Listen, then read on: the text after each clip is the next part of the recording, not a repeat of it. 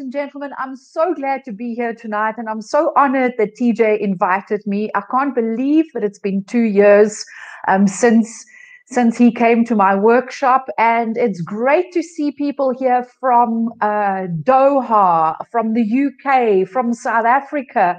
So welcome to How to Pay Your Bond, or for those from overseas, how to pay your home loan with Airbnb and live for free. And I'm going to be sharing with you today how you can do that even if you don't own any property. Now, what makes this seminar different from all the others that you may have attended? Well, I am doing what I am telling you here and what I'm sharing with you. I joined Airbnb in 2013. This is a screenshot of my Airbnb profile. There it is. I already joined in 2013. I'm now a super host, and I'm going to be telling you about Superhost a little bit later. And right now I have in the region of about 40 listings countrywide in South Africa. So this is not theory. I am actually doing what I am telling you today. So here are photographs of presentations that I've done. And I hope that by the end of this session, I'm going to be able to help you take the shortcut to learn from all the mistakes that I've made right in the beginning. So here's what you can expect from this short presentation. And it's very short. I'm going to speak very fast. And I want you to warm up the keyboards. Sorry, I missed something there. So you're going to discover 3 things during this presentation. The first one is you're going to discover how to use the Airbnb platform to create a new income stream so that you can pay off your home loan faster, or if you don't have a home loan, or if you don't want to pay it off faster, pay for your rent or whatever it is that you really want to do if you had a second or a third or a fourth income stream, because I know that some of you might already have more than one income stream. And you're going to discover, secondly, how to use the current economic conditions in your favor. And thirdly, you're going to discover the main reasons why I prefer to use Airbnb as opposed to any other booking platform out there. And just a side note, I'm not affiliated to Airbnb in any way whatsoever. I'm not employed by them. So I'm unbiased in my experience and my opinion that I'm going to be sharing with you today. Who is this for? This seminar is for property owners, and many of you already own property. It's for empty nesters. If you are somebody like my mom, kids have left home, you're sitting with a big empty house, this seminar is for you. Aspiring property investors, and I know there's many of you here in the room today. And even if you are a tenant, don't own any property, but you are a tenant, you can use Airbnb to make money. All you need is access to a house, a room, an apartment, even a caravan. And I'm going to show you that very, very shortly. As I said to you, you just need to have access to a room, a spare room, an apartment, a house, a beach house, a tent, a caravan, because yes, and the overseas people, you will know this as an RV. In South Africa, we call this a caravan. You can just put it like this person on your property, dolly it up, put it on Airbnb. There are tree houses on Airbnb. There are tents on Airbnb. So how does Airbnb work? Now, I'm going to show you step by step quickly how Airbnb works. And if any of you want a copy of this particular slide, then all you need to do is drop me an email to workshops with an S at smartairbnbs with an S at the end, .com, and I'll send you a copy of this. Step number 1, you're going to register as a host on Airbnb. Then you're going to create your listing, and you're going to list your room, your spare room, your tent, your house, your beach house, whatever it is. And then you're going to receive inquiries from potential guests.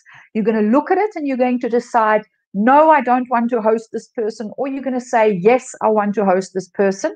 And then you're going to send that person a confirmation that you will approve their booking, and you're going to send them check-in instructions. Next step, they're going to check in. Step 7, you are going to get paid by Airbnb for this booking, and the guest is going to enjoy their stay and do their own thing. After they've checked out, then you're going to leave a review for each other, and then you prepare for the next guest, and you repeat the whole process. And in a nutshell, that is how Airbnb works. If you want a copy of this, just email me workshops@smartairbnbs.com, and I'll send you this quick guide on how Airbnb works if you want to keep that. Now, at the end of this presentation, you're going to have two options. If you want to become like TJ, who has done one of my workshops, there's going to be option 1, which is the quick start option, and option 2, which is the advanced hosting program. But let's get back to business. I'm going to show you some stats. And in South Africa, the average host in South Africa earns approximately $1,900, not per month, per year, which equates to about 28,000 Rand. And I'm going to show you later why I think this is absolutely ridiculous and how I earn that on one property in 1 month, and how you can do the same. And I know why the average host in South Africa earns that per year, because they've started where I've started 7-8 years ago, when there was no coaching available. I had no experience in hospitality, and I just had to learn through trial and error. And that is how I've taught myself. And now I have all the secret sauce, and I'm going to be sharing some of that secret sauce with you tonight.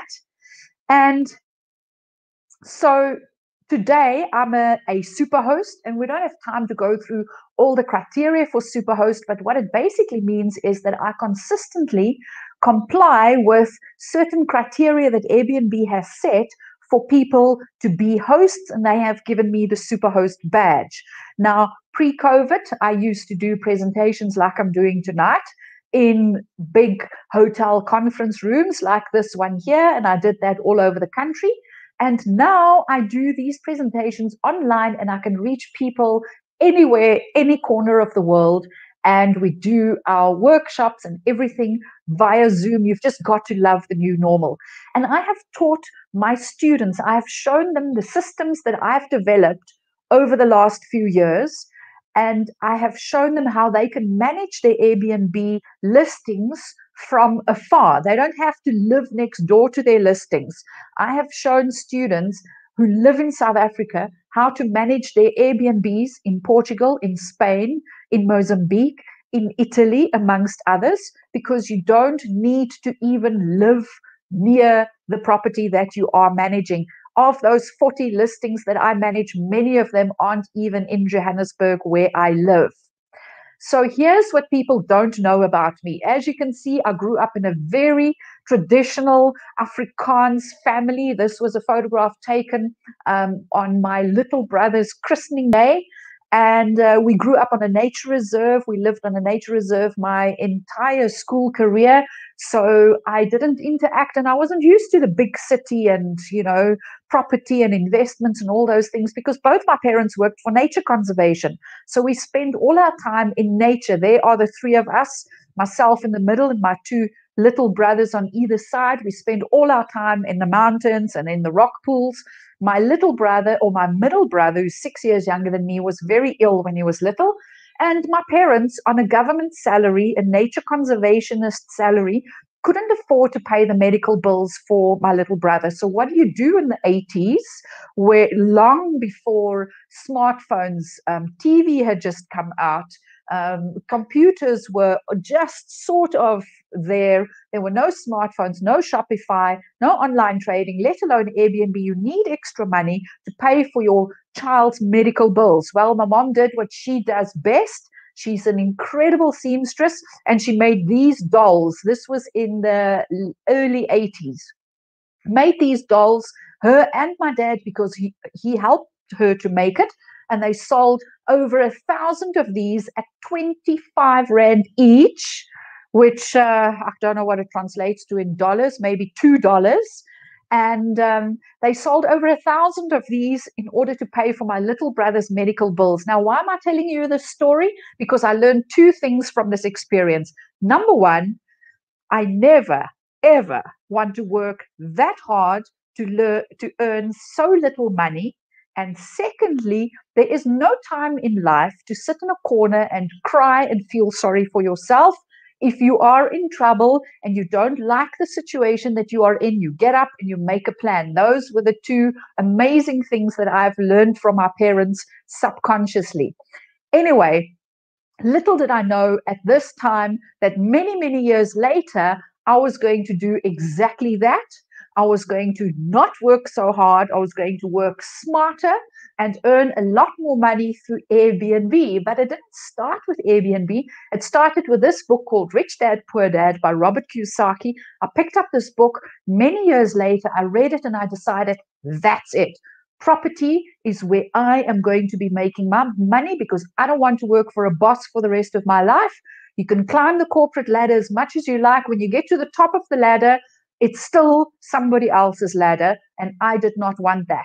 So through reading and learning about property, I started buying properties on auction from the sheriff.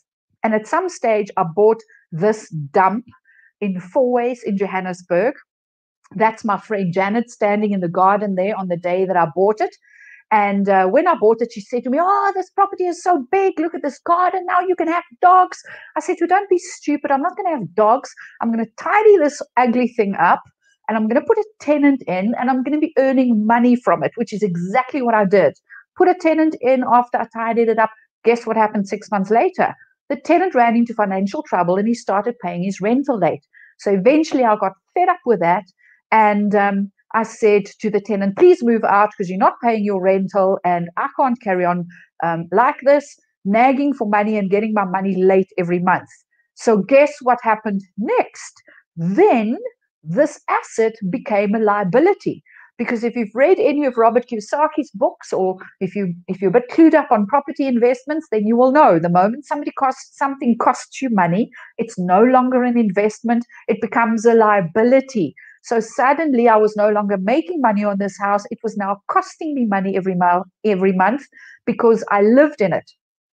Until a friend introduced me to Airbnb in 2013. And I decided, well, I've got a spare room. I live in the one room. One room is vacant and the other room I use as my study. I might just as well put it onto Airbnb and see what happens. So guess what? It took me 6 months before my first guest arrived because I had no idea what I was doing.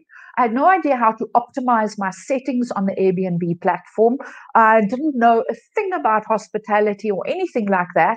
And guess what I made in my first year? September 2013, I joined, and 2014, March, my first guest arrived. And for the whole of 2014, I made 2,000 Rand, which was dismal even in those days because I didn't know what I was doing. And I was just teaching myself through trial and error. But I'm a very fast learner because you know what happened? I'm going to skip past my interview with Phil because we don't have time for that today. So the following year, in 2015, I made 20 times what I made in 2014. I made almost 4,000 Rand on average. I made 48,000 Rand that year because through trial and error, I just taught myself how to tweak things and how to get guests and how to retain them and how to get more guests. So, you know, it was a difficult learning curve, but thankfully, this was not my only stream of income. I was just doing it part-time, like I am doing today, doing it part-time. So let's fast forward from 2015 to 2020 and the pandemic that hit us. So let me show you what I made in from March 2020 at the height of a pandemic for a 6-month period until August. So these are screenshots of some of the transactions that I did during the pandemic. There was a 60-night booking for 15,000 Rand. There's a 60-night for 20,000 and so forth and so forth. Just a few examples of actual transactions that I did March to August last year. I made on average 6,898 Rand per room per month during a pandemic when the entire world had its worst economic period ever.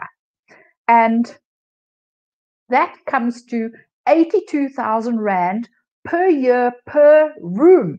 So, ladies and gentlemen, can I share all of this IP with you? My secrets, my shortcuts, my special optimization tactics, and everything I did to turn every bedroom into a 5-figure income stream. So today, at the end of this presentation, I'm going to invite you to enroll for a workshop of your choice, one of those two options, where I'm going to be sharing all of that secret sauce with you.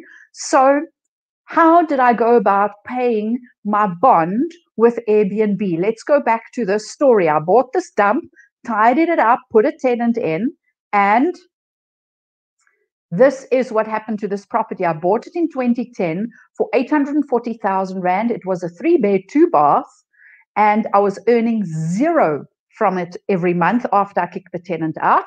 In 2021, just about a month ago, it was valued at 2.9 million. It is now a 5-bed, 3-bath. How did it get from a 3-bed to a 5-bed? Today's guests build tomorrow's rooms. You can stay in your house. Your guests pay your pension. They pay your holidays. They pay for your home extensions. They pay for your home loan. And the asset stays yours. Imagine that. So the dump that I bought in 2010 now looks like this. That was 1 bedroom, 2 bedrooms, 3rd bedroom upstairs. There's 1 bedroom, there's 2 bedrooms, 3rd bedroom upstairs. All of this I added on, plus this entertainment area, dollied up the garden, and it became a real asset. So now I'm earning on average 27,500 Rand per month on this property, and I live there for free. So in 1 year, I make over 300,000 Rand on this one property on Airbnb.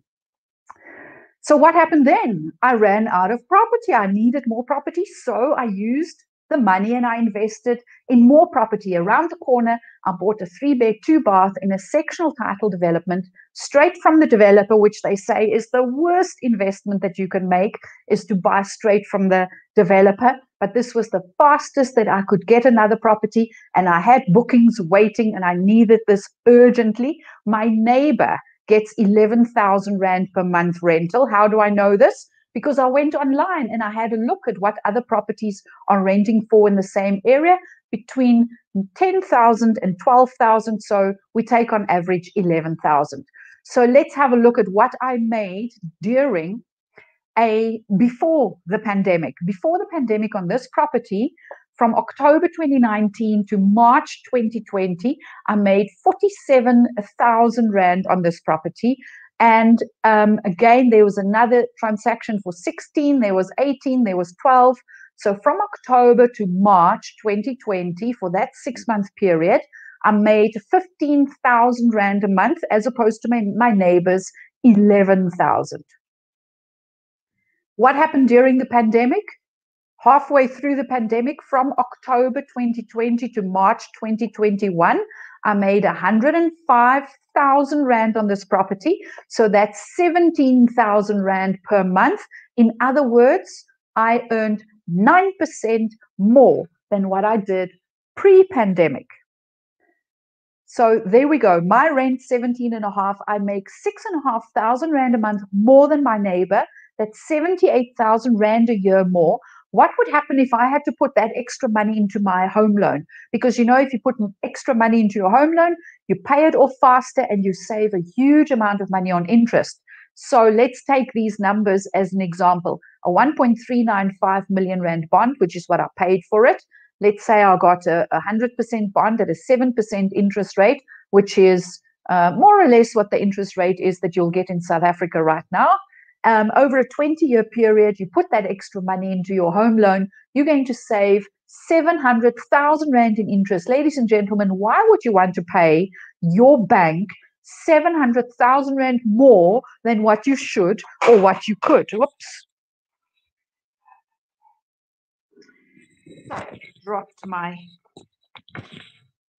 Dropped my mouse there. So now you are going to repay your home loan in only 9 years instead of 20 years. What if you don't have a 5-bedroom house that you live in and you rent out the rooms, and you don't have a 3-bedroom apartment? What if you only have one room, a spare room in your house that you want to rent out? Even if you are a tenant and you're renting a 2-bedroom apartment and one room is vacant and you can rent it out, you can use this example. So let's say you make the 6,898 a month on that one room, and you have a bond of R1,000,000 and an interest rate of 7% over 20 years, and you put that extra money into your home loan. How much are you going to save? You're going to save 580,000 Rand of interest, and you're going to shorten your loan to 7 years and 4 months.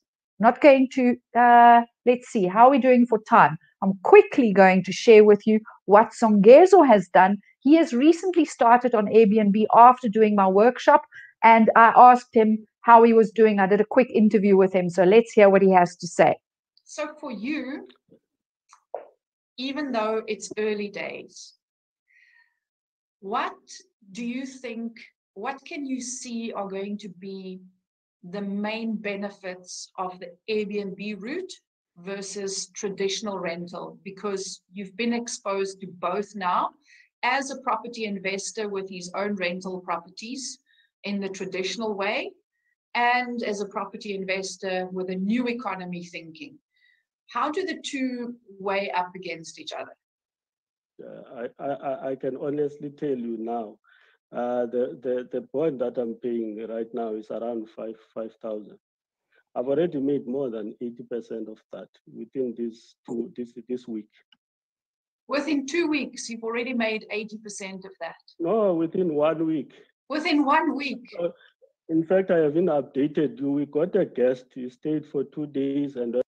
Okay, then he just updated me on all the guests that they've had, and it was just so exciting. And he has just about 2 months ago started after doing my Airbnb workshop. And now I want to show you guys why he is doing about 5,000 Rand that he did in his first week versus the numbers that I quoted you. I said about 6.5, 6.8 per room per month. Why is he making so much more? Because I have shown him a different hosting strategy. My hosting strategy is to attract long-term stays. So most of my guests stay for 2 to 5 months at a time. How do I get that right? I incentivize them. So I say to them, if you stay for more than 7 days, I give you a nice discount. If you stay for more than a month or longer, then I give you an amazing discount. And that's just my hosting strategy because I'm a very lazy host. I don't like to change linen every 3 seconds. So therefore, I want my guests to stay long-term. Songezo and many other students who have done my workshop, they prefer the other type of hosting strategy, and they take the short stays and they just make so much more money because they don't give people that discount when they book longer. So you can choose which one is going to suit you best. So therefore, the numbers that I've shown you that I'm doing per room per month is very, very realistic if you look at people like Songezo and what he's earning. So how much time do you need to do this? If you think somebody's going to send you an inquiry and you may be going to spend 15 minutes chatting with them online, they're going to arrive at your place and they're going to do their own thing, then they're going to leave, and after they've left, maybe you spend half an hour to just tidy up or redo the room and prepare it for the next person. And then maybe you spend another 15 minutes to just send him a message and chat to him online, if that much. So that is an hour on one guest. Let's say you have 3 guests per month, each one staying for a week. That's 3 hours to earn in the region of 6,000-7,000 Rand, or if you like Songezo, more towards 15,000 or 20,000 Rand per month. Compare that to your current hourly rate that you are earning in the job that you have or in the investments that you have. Work out what are you earning currently per hour and compare it to this. I can promise you this is a phenomenal hourly rate. So how can you take advantage of the current economy? Who's going to be using Airbnb? people that I talk to and they ask me, so what do you do? And I say, I do Airbnb. The first thing they say is, oh, you must have been terribly hit by this pandemic. And they don't believe me when I say to them, actually not. I've done better in the pandemic than what I did before. Why? Because I have adjusted my hosting strategy to capture the new market. Who are they? People relocating from within the country, moving from Cape Town to Joburg for jobs, or from Joburg to Pretoria, and they just look for somewhere to stay for a month or 2 months whilst they are looking for a permanent place of their own to stay. People who are pending immigration, their plans have been delayed because borders are closed and all those processes have been delayed. So now they're stuck and they just need somewhere to stay for a month or 2 or 3.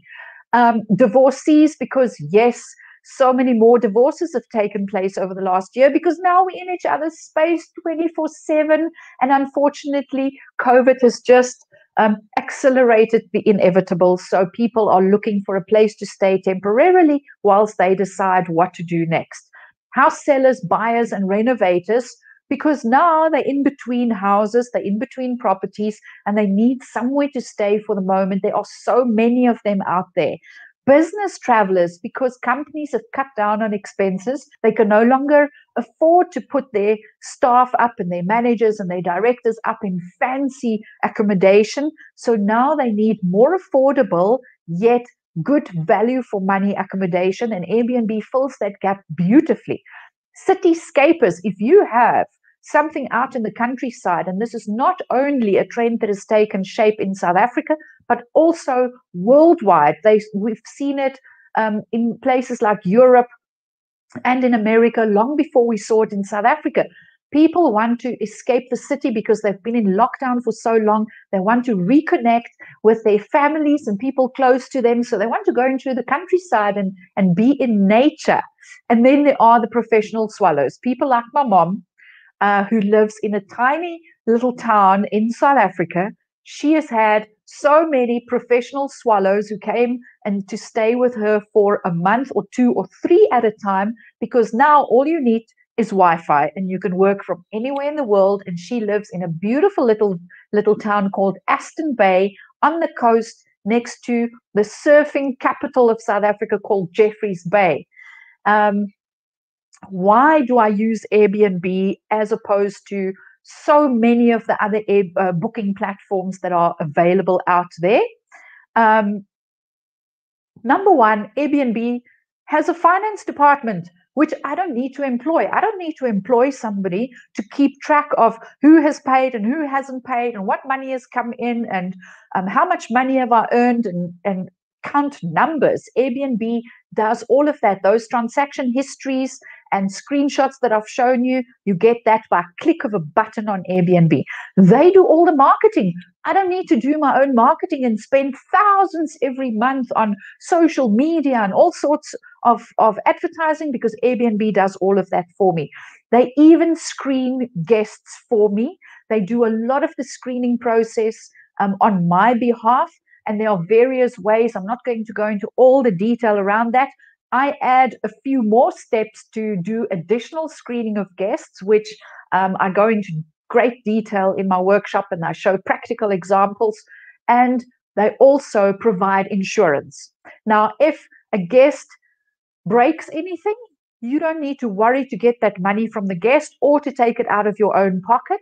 You claim from Airbnb's insurance. Now, for those of you who own property and you're renting it out to tenants, you will know what a struggle it is to get money from tenants. Airbnb does all of that for you. You will know what a struggle it is to use a tenant's deposit for any breakages or damages, because normally by the time it gets to that, you've already used that money to pay for the tenant's arrears. Airbnb covers all of that for you, and all they charge you is a 3% fee of any booking that you take. There is no monthly fee, there's no registration fee, nothing. There's only a 3%, what I call collection fee, or what they call a service fee. So they provide all those services, and no other booking platform provides all of these things all in one, and that's why I prefer Airbnb. Now, these are lots of success stories which I'm not going to share with you today because we're going to be running out of time soon. But, oops, sorry, let me just go through the 3 secrets that I've already shared with you. I've shown you how to use Airbnb to pay for your home loan or to create another income stream, how to capitalize on the current economy, who it is that you're going to be attracting during the current economy, and how you can really make money more so now than ever before, and what makes Airbnb better than any other booking platform. Now, for those of you who want to take it a step further, today was just me sharing with you how I've used Airbnb and how you can use Airbnb. And it was an introduction to this phenomenal business model. Now, if you want to take it a step further, you're going to have you have 2 options. The one is the quick start option, and the other one is the advanced hosting program. And in both of these, I share with you the building blocks to create the perfect listing. Now, building block number 1, I'm going to show you how to get ready before you're ready. Now, I know Lumko has said to me, you know, how do you make money on Airbnb before you even have your listing ready? This is the building block where I show you exactly how to do that.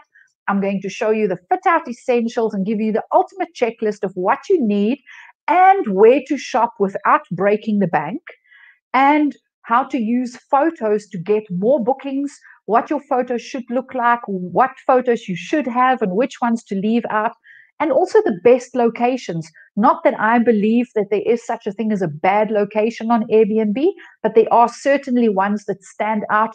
If from an investment point of view, you want to chase after certain locations, I'm going to be sharing with you which ones those are. And the second building block is the blueprint to optimize your settings.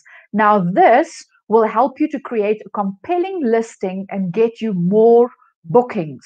I'm going to share with you how to select the best pricing because it will be different for each and every one of you, which settings to optimize and which ones to ignore.